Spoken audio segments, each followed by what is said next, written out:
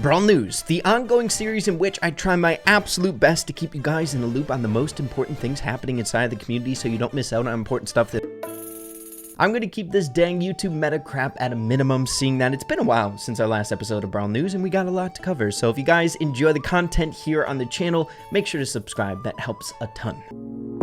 So to start things off in this video here today, I want to address some worry that I've been seeing a lot in the comments of my videos as of recently in regards to the newest free skin that we can get in participating with the Brawl Stars World Finals. I know there's a lot of anxiety around this free skin, seeing that it's a relatively more expensive skin, right? 149 gems, and if you don't get it free by watching the World Finals, you can't purchase it for another year. I stated in the video first bringing up this free tar skin right around the corner that based on last year's World Finals, when it comes to accumulating points, predictions for the matchups in the World Finals, the outcomes specifically, seems to be the most important way to accumulate these points. Now, I've been seeing a lot of people bringing up this Tara skin as of recently because 5 days ago over here on the Brawl Stars Esports Twitter page, the actual official bracket for this Brawl Stars World Final was posted. Technically, we could have already been doing our research starting 5 days ago on these outcomes percentage-wise based on how good these teams have performed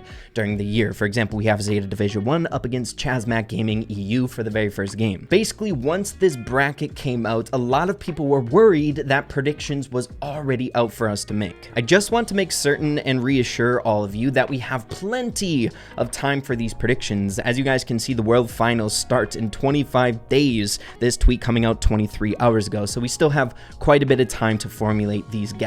Adding to that, the Brawl Stars World Finals 2022 starts on November 25th and lasts till the 27th, a 3-day event, and the actual voting itself for the predictions is going to be a few days before that show. Now, as previously stated in the video first bringing up this Tara skin in the Brawl Stars World Finals, that I'm going to be letting you guys copy my homework, basically giving you guys my template for voting for these predictions. That homework that I'll be letting you guys copy will of course be coming out a few days before the voting for these predictions will actually be available to all of us in the first place. We did this last year for the Cat Burglar Jesse skin and it ended up going pretty dang smoothly. If you copied my predictions, you were able to get the Cat Burglar Jesse skin in 2 days. Now, I can't guarantee, and this is a big caveat, I cannot guarantee that it will go that well this time around as well. I'm just going to say it now and I'm going to say it later. If you guys copy my homework, we're in it together here. If my predictions don't do well,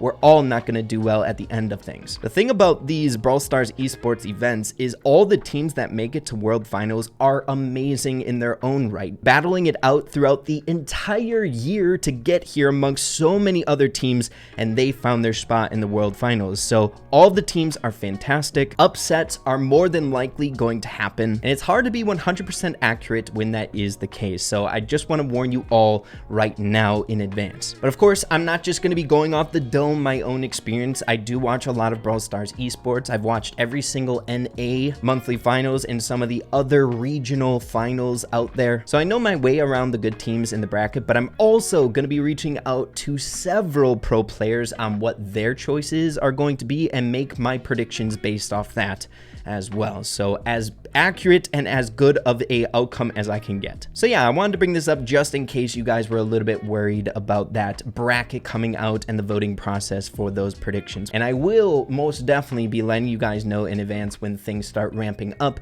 and when we should start taking this a bit more serious once we get closer. Next up, we have some very exciting news to hop straight away into. As you all know, the Season 15 Brawl Pass has been taking a bit longer than most updates to come around the corner after the Brawl Talk, seeing that we are in the Brawloween season. The Brawl Talk comes out a week earlier than most updates during this time, so we have some time to actually celebrate Brawloween here in the game before the update comes out. But at the point that I'm recording this video, we have 5 days and 19 hours before Season 15 comes, bringing most of the update content. Now, because it's getting pretty dang close to Season 15, we have Buster in the Brawlers Coming Soon section here available for all of us to try in Trading Cave at power level level 1. This is always a phenomenal asset for you guys out there if you are still contemplating whether or not you want to use your resources, gems, for Season 15 to purchase it. We have basically all the info that we need in order to make that decision here, right? We know what's coming on the Season 15 Brawl Pass. We know the Brawlers. So right now,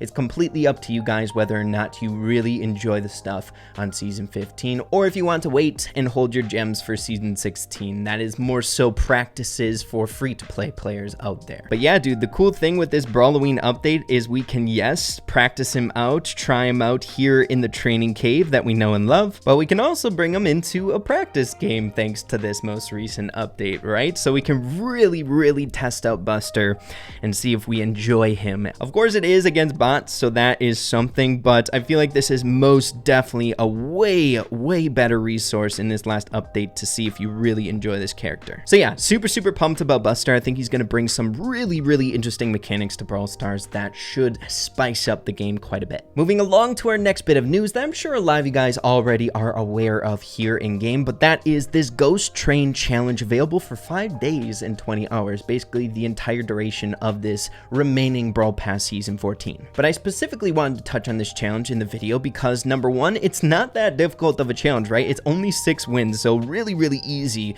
compared to some, but on top of that, it's bringing with it a very unique spray, a spray in which we haven't really gotten in Brawl Stars, and that is a combination spray, right? Ones that are used in tandem. So at win 2, we get the beginning of this Ghost Train. At win 4, we get the middle portion of the Ghost Train, and then if we complete the challenge, we get the front of the Ghost Train. So it's a 3 spray image that you can use. So it's like drawing a picture. It's really unique. So, you know, most of the time when it comes to these challenges and a spray is the final reward of it, I'm not super crazy about it or anything like that. However, this one is a bit more unique in my opinion, so it might be something that you want to just bang out here. 6 wins, look for a team feature, do your best, and try to get the unique sprays. Next up, everyone, we sure do have a lot to discuss in this video today, but history has been made this season. Guys, Hyra managed to achieve 80,000 trophies in Brawl Stars, which is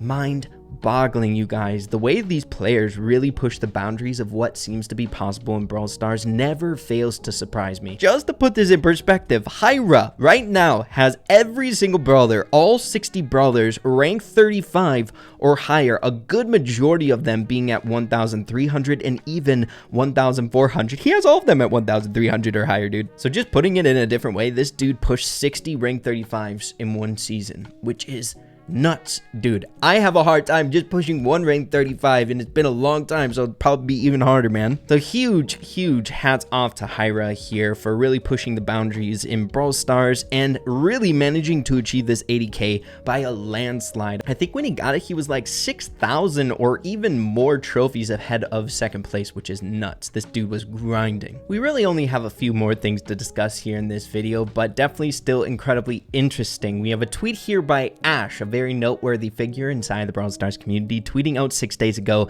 the first full chromatic trio in Brawl Stars. Now, I assumed, much like I'm guessing a lot of you guys did as well, that this was indeed the trio. However, there is a comment in this Twitter post that is making people question that fact. We have Frank here making an emoji face with a thinking eyeglass emoji. Now, the thing is, he doesn't elaborate at all. He just made this emoji and dipped. So the context of this tweet here from Frank is that he is kind of putting up airs or making people question that maybe this isn't the trio. Maybe Buster doesn't belong to the Lola family. If so, who the heck knows where he should go? Did he create his own family with his introduction? Or is he fitting into a different trio here? We really don't know. But for you lore fans out there, the deeper background of Brawl Stars, definitely an interesting point to take note of here moving forward. Super interesting. But yeah, everyone, that's just about all I got for you here in this episode of Brawl News. Hopefully you all found it enjoyable, useful, entertaining, whatever